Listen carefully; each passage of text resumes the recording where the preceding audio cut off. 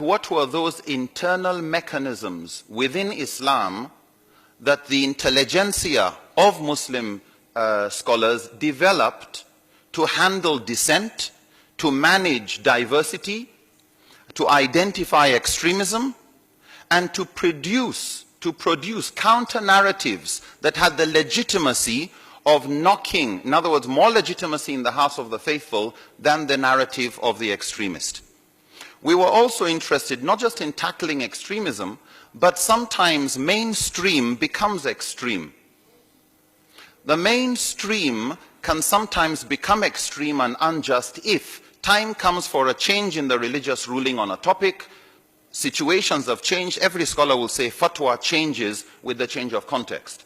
But if you do not have the qualified people to do the new fatwa, to conduct the ijtihad or juristic reasoning, then an old religious position haunts the present, haunts into the future. Why? Because you do not have the qualified people enough to change and give a more relevant teaching. Ibn Qayyim al-Jawziyah, a respected jurist, once said, the whole of Islamic teachings is about benefit for humanity in this world and the hereafter. He says, it's all about justice, compassion, wisdom, and goodness. That any teaching, any ruling that is presented by a scholar that moves from justice to injustice, from compassion to cruelty, from wisdom to folly, or from goodness to harm and evil, is a ruling that does not belong to Sharia, even if somebody claims it came from the text or an interpretation. The interpretation cannot be correct if it conflicts with the clear objectives of the text. The problem is, many Muslims are themselves ignorant of this field because it's left for people who are going to be muftis, people who are going to be mujtahids. So most Muslims have not studied this area and have not really taken it seriously. People go online and get fatwas. It's like going to get a prescription from a doctor that has not diagnosed you and doesn't know where you are coming from. Yeah, that's the danger of online sources. But when the people who are getting these, they will get these fatwa, they will spread it, and they will quote the great scholar who gave that fatwa. Does it fit the context? This person doesn't know. All he knows is some great scholar said so. What we find is unqualified micro-mujtahids, online and offline. People talking with religious authority who do not have the authority. They don't understand the importance of context. They don't understand the rules of interpretation, nor are they even aware of when a teaching is off the objectives of the teaching, and therefore they should caution themselves and go ask somebody who knows better.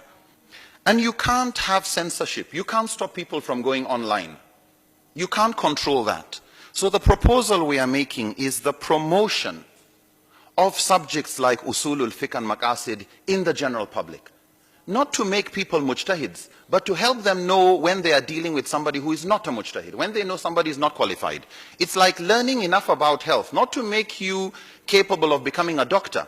But if a doctor tells you to take 9 tablets of an antibiotic 6 times a day, you don't need to know medicine to know, wait a minute, let me ask somebody else. In other words, to be able to put the brakes on, that they should be introduced to the minimum amount of literacy in this field. Otherwise, what you have is, when there's an argument in Chad about fixing a minimum age of marriage, you need somebody from Senegal to go and tell them about maslaha. Maslaha is one of the tools, like public interest, is a source or a secondary source of rulings in Islam. You know, there was no minimum age for riding a camel. There's no minimum age legally for holding a weapon in Islam. But maslaha requires that if it's in the interest of the public to put a minimum age for having a driving license in the interest of the public, the state has the right to do so.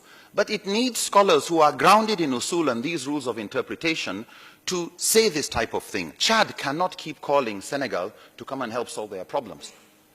People in Senegal need to be trained. Women need to be trained in basic fields. It doesn't take more than a week's training to know the ABCD. It doesn't make you a mujtahid, but at least you know when you're dealing with somebody who is not qualified. Quick response to a point that my sister raised there about the question of women traveling alone in Islamic jurisprudence.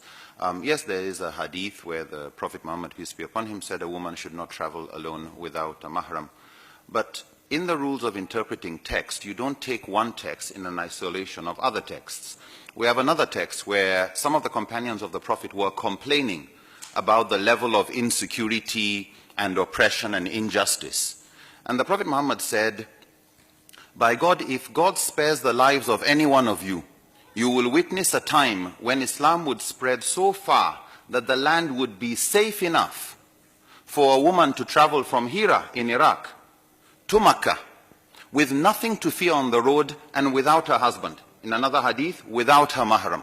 In another hadith, without anybody else and nothing to fear except the wolves on the way. So based on that, scholars like Ibn Taymiyyah and a number of other scholars, Ibn Hazm, Ibn Hajar, Al-Asqalani, looked at, so what is the main function of a woman has to be accompanied by a man? And they concluded it is about safety. It's about security. Is the passage safe? And that's why in the Maliki, Shaffii and the Hanafi school, they had no problem women going to Hajj without anybody else, just in the group of other people. So since the purpose in the eyes of these jurists is about safety and security, then in a context where you can move by car to an airport and it is safe, you can move onto a plane and come elsewhere, it is safe, the issue of traveling alone should not be an issue for us. However, the fact is, it is a common misconception on the ground, and some of these hadith are used to stop women from traveling. But unless women themselves study these fields of the rules of interpretation, know how to counter it, you will continue to be the victim of people's ignorance or biased interpretations that are out of sync with the context of safety and security that you have today. Thank you.